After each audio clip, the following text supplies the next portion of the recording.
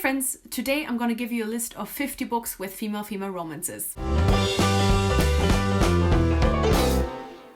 So as it's Pride Month, I wanted to do something themed around that, and I thought what better way for me to celebrate than to do a video about all of the books that I have read that have a female-female romance and to rank them as well, which, wow. I kind of hate myself for doing the ranking as well. I just wanted to have a place where you could find all of the female-female books that I have read at this current point in time and to just find out what my favorites are. A couple of disclaimers that I want to get into. I went through the books that I have read twice to make sure that I don't forget anything, but still there is a good chance that I could forget something. The same goes for me potentially messing up a label or getting something like that wrong. I really tried my best to research the labels so that I can also give you that kind of representation. But obviously, you know, I did this mostly from my own reviews and friends' reviews, and sometimes I couldn't really find it, or sometimes in my reviews I was kind of like being a little wishy-washy about it. So if I mislabel someone's sexuality, it is not out of, you know, bad intent. Is really just because I probably just misread. This list consists of books where the main relationship or one of the main relationships is a female-female romance. So there really needs to be a focus on that romance, or it just needs to be one of the main relationships. If there's several POVs, there's a couple of ones definitely where I'm kind of like a little bit like, but I will talk about them when they come up. For the most part, from these books, you can expect that it is the main relationship and that it is also the ship that sails at the end of the book. I want to give a shout out to 3 people that were especially important in my research of all of these books, especially in the beginning. I wouldn't really write proper reviews or wouldn't really write down the specific identities in my reviews. So I very heavily relied on reviews by Melanie, Elise, and Chima, and I just really want y'all to check them out if you're looking for queer recommendations and if you're looking to read reviews by people who just, you know, read a lot of queer stuff. You should absolutely follow these people. I'm gonna leave links to them down in the description. I just really appreciated that they had such good, easy to find information in their reviews, and it really helped me with going through this whole list and trying to find everybody's identities and stuff. And the one last thing that I want to say before I get into the list is that I rank these by enjoyment and emotional impact. It's mostly about the whole book, but sometimes if I really loved the relationship in the book, that will definitely have had an impact on how high I rank it. This list is by no means perfect in the sense that I'm saying this is the list that everybody should understand, like you should all rank your books the same way, nor is it probably even my perfect list, but I think it gives a pretty good overview of what I love. Let me start with 2 honorable mentions, and that's the Giant Days and Lumberjanes graphic novels. I simply did not really remember too much about the romances in there, but both of them, even if brief, have female-female romances. Anyway, let's actually get into the list. I'm gonna start from least favorite to most favorite. The one that I'm gonna start with is The Unbinding of Reade by Miriam McNamara. It is a book that doesn't use labels, but I'm pretty sure that both characters are attracted to men and women.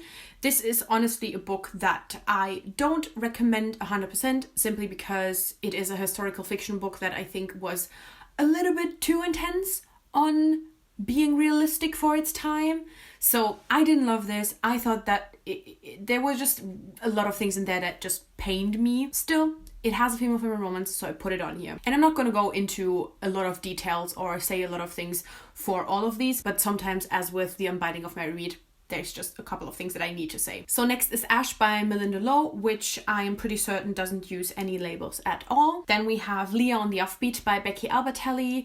Both the main character and the love interest identify as bi. There is a scene in there where the main character basically calls the love interest out, saying like, you can't be a little bit bi or something like that. So a lot of people have said they are not very happy with that, but there's also a lot of people who really loved it. For me, it kind of ranks low just because I didn't love it as much, but I also see the issues with that scene, and I think it's important to point out. Next I have We Are Okay by Nina LaCour. Now this is one of those books where I thought long and hard if I actually wanted to include it here, because technically this book really does not have a female-female relationship. If I remember correctly, the main character is kind of in love, or was kind of in love with her best friend, and there maybe was a thing, but it didn't really happen. So take this with a huge grain of salt. I put it on here because I think it's still important, like an important book, but Then we have Girls Made of Snow and Glass by Melissa Barshadoust. This is another book where I wasn't sure if I wanted to include this one, because to me, the main relationship in this book is not between this character and her female love interest, but between the other main character and her male love interest. So I really feel not great about how this book was marketed. I think that it should not really be marketed as a female-female romance, because it is such a small part as it is, but then it's also not the main relationship. I think I would have less issues with it if this was the only romantic relationship that was in the book, but it's not. And there is another relationship that I think is much more in the forefront. So another one that you should take with a grain of salt. Then we have Down Among the Sticks and Bones by Seanan McGuire. You have probably heard about this, but still, this is part of a novella series. You can technically read it as a standalone, but I think it's important to just say that. Then we have You Know Me Well by Nina LaCour and David Leviathan. This has two POVs, and one of them has a female-female relationship in there, and it is also own voices, which I should have mentioned for We Are Okay as well. If I don't mention own voices, it's probably more so because I simply don't know, and not because it's not own voices, but there's a couple of authors where I know for sure, and in that case I will mention it. Next we have How to Make a Wish by Ashley Herring Blake.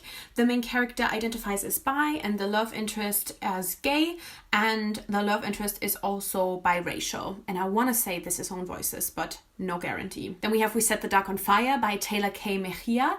This is a world where all of the characters are Latinx, and the Latinx aspect is definitely own voices, and I also want to say the queer aspect is own voices. Then we have Into the Drowning Deep by Mira Grant, who's also Seanan McGuire. This is like a multiple POV book, so there's not really like a main character and a love interest, but one of the people involved in this relationship identifies as bi, and one of them identifies as a lesbian. One of them is also autistic. I want to say Olivia is autistic and she is a lesbian. Then next I have Hot Dog Girl by Jennifer Dugan. The main character identifies as bi, and I think that the love interest identifies as gay. This, I will also say, has been called out by a couple of bi people, because the storyline is about a bi girl who dates her female best friend to get the attention of a guy, and that's kind of like a bi stereotype, and a lot of bi people don't appreciate that. Then I have Final Draft by Riley Redgate. The main character identifies as a pansexual, and she's also biracial and plus size. This is another book where the relationship is like a super small part, but the other thing that I want to say about this one is this is literally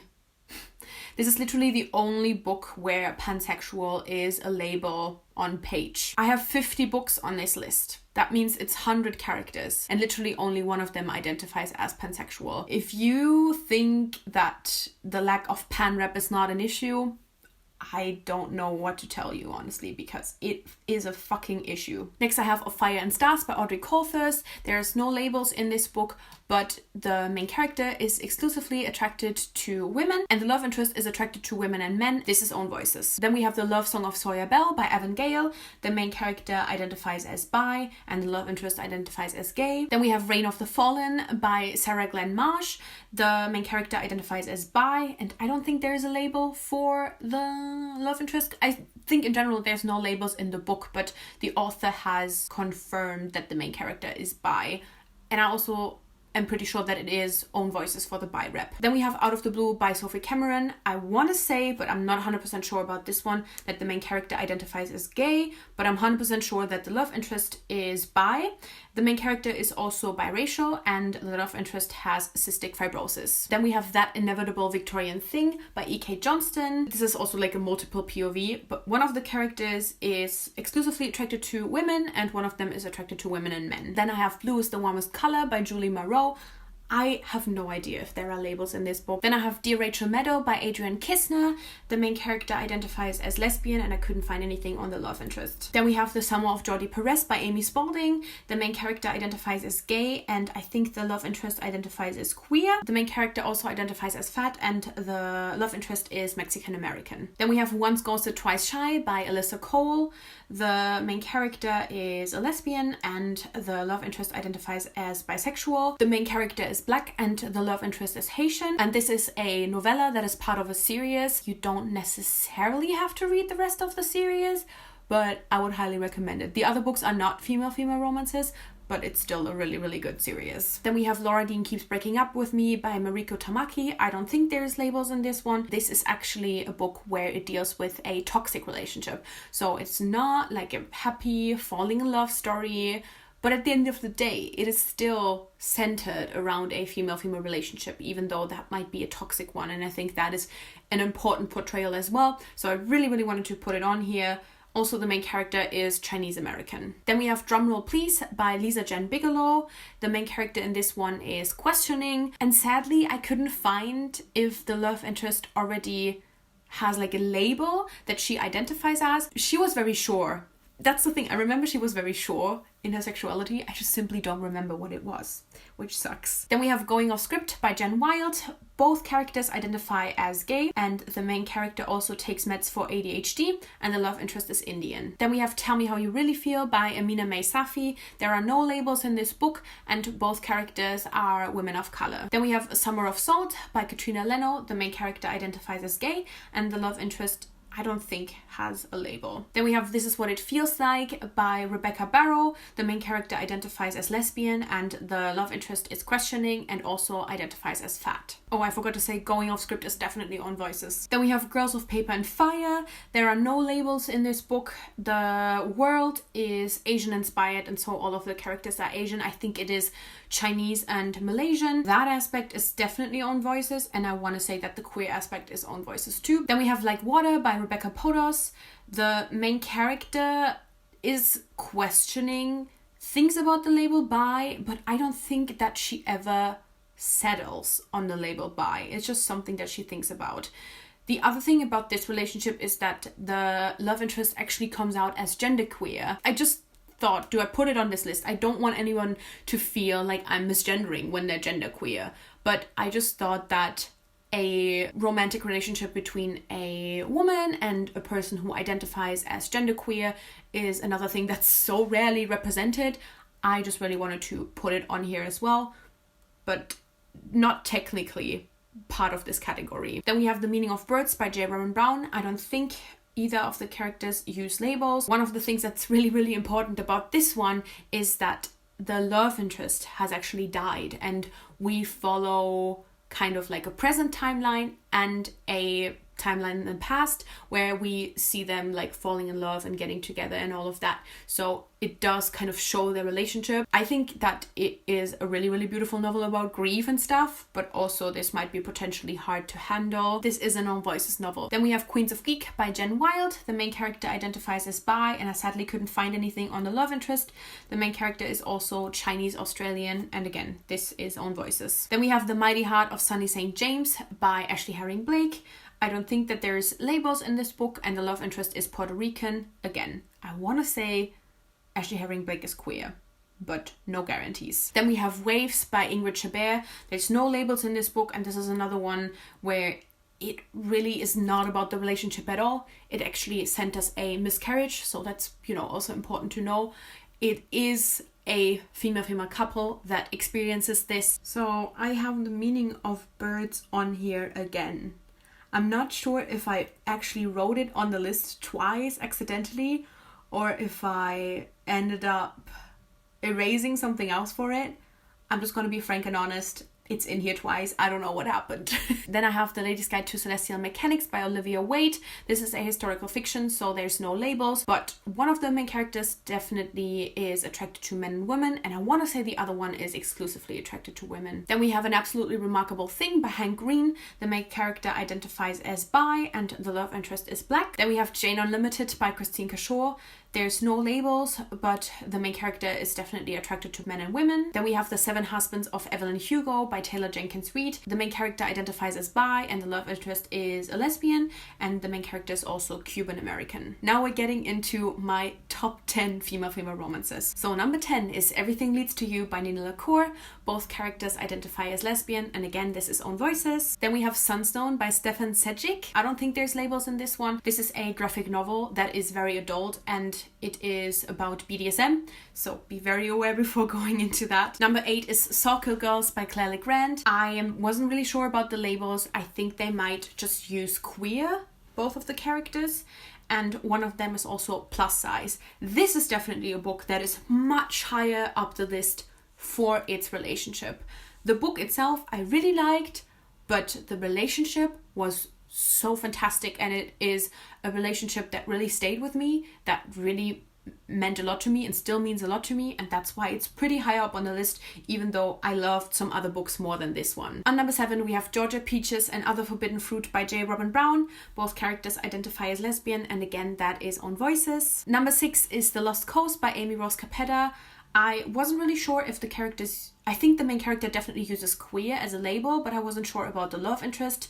The love interest is also fat, and this is also Own Voices. Then we have The Princess and the Fangirl by Ashley Poston. This does not have any labels, and the love interest is black. On number 4 we have First Position by Melissa Braden. I don't know if there are labels in this. I want to say there are labels. I want to say at least one of them identifies as a lesbian, but I couldn't find the actual info on it. On number 3, we have Echo After Echo by Amy Rose Capetta. The main character is bi, and the love interest is lesbian. The main character is also Jewish, and the love interest Puerto Rican, and again, Amy Rose Capetta is queer. On number 2 is Nowhere Girls by Amy Reade. This has no labels, I want to say. Maybe the main character uses queer, and the main character is also Mexican American. And finally, my number 1. I'm wondering if there's anyone out there who can guess what it is. I think there might be a couple of people out there who can guess what it is, just from the fact that I haven't mentioned it yet, but also because I think a lot of people know how much I love it. My number 1 is The Abyss Around Us, and also The Edge of the Abyss by Emily Skrutsky.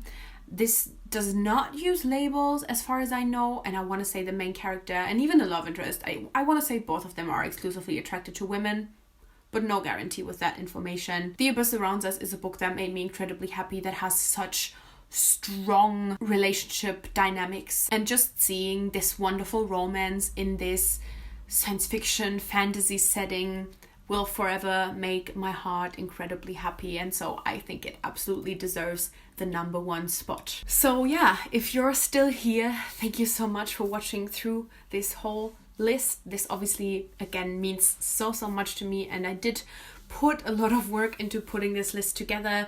I will leave all of my reviews down below if I have them. I don't have reviews for all of these books, but if I have a review, and a proper review, not just like I love this, but like an actual review with like a couple of paragraphs, then there will be a link for that in the description down below. I will also have them listed all, just the names listed in the description. I just really hope that you pick up at least 1, hopefully 5, maybe 10, maybe 50 from these. I just really wanted to make this video to just give people an easy access to a big list of female romances, and honestly, I'm just gonna link this to everyone on Twitter when they say there's not enough female books out there, I don't have anything to read, because this is literally just all the books that I have read. Like, I want to say I have at least like 15 on my own TBR alone, but then I probably have like 50 more on my one to read list. So no goddamn excuses. Can't wait to passive aggressively tweet this out. Yeah, that's it. That's all my thoughts. Let me know what your favorite book with a female romance is, and if you don't have one, let me know which of these you're gonna read first, because I'm gonna hold you accountable to it. And yeah, if you're still here, again, means a lot to me. I make new videos every Wednesday and Sunday with occasional reviews on Friday, so click subscribe to never miss anything and hit the little bell so you get notified as well. And thank you so much for watching. I guess I'll see you soon. Bye!